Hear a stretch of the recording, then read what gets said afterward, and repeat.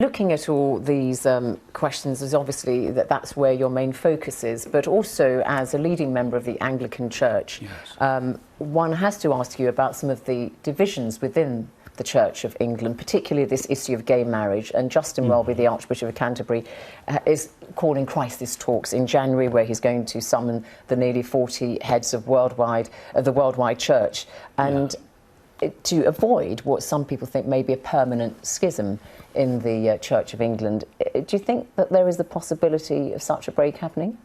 Yes, this is the worldwide Anglican Communion you're talking about. I think it's happened already, in fact, and what the Archbishop is trying to do is to make sure that it is not more acrimonious than it is, or it could be.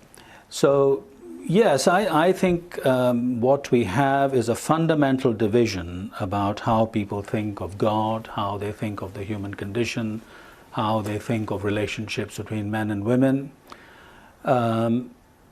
That has happened already, and it has happened because the American Church and the Canadian Church in particular have not listened to other parts of the Church and have just gone ahead and done whatever they wish to do. So you're referring, for instance, to the Church of England in sub-Saharan Africa, where they are more conservative on issues like gay marriage and so on, whereas, you know, the more liberal church in the US, where back in 2003, for instance, Gene Robinson was consecrated a bishop, which provoked a furious reaction amongst the conservatives. I mean, it's that kind of thing you're referring to. Yes, it's not just Africa and the rest. I mean, there are people who want to continue to believe what the vast majority of Christians, Roman Catholic, Orthodox, Evangelicals believe.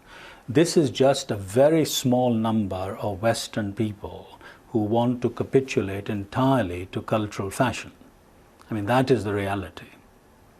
What do you mean by that?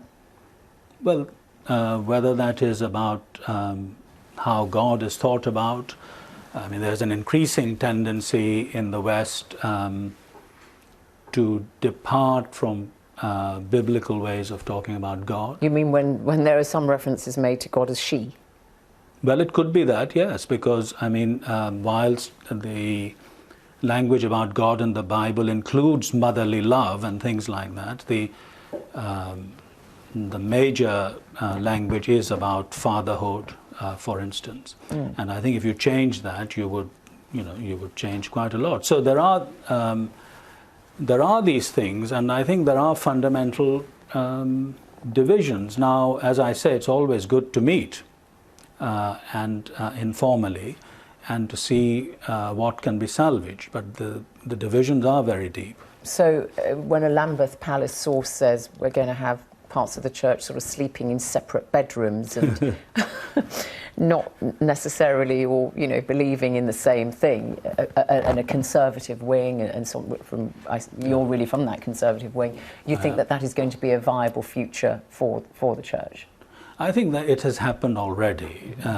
What we need to see now is how we could address other issues where there is no division. For instance, about poverty or refugees we've been talking about.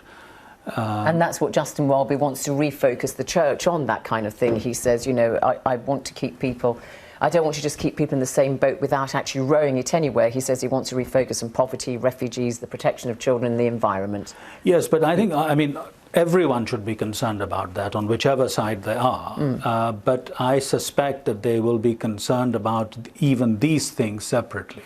Bishop Michael Nazir-Ali, thank you very much indeed for coming on Hard Talk. Thank you. Thank you.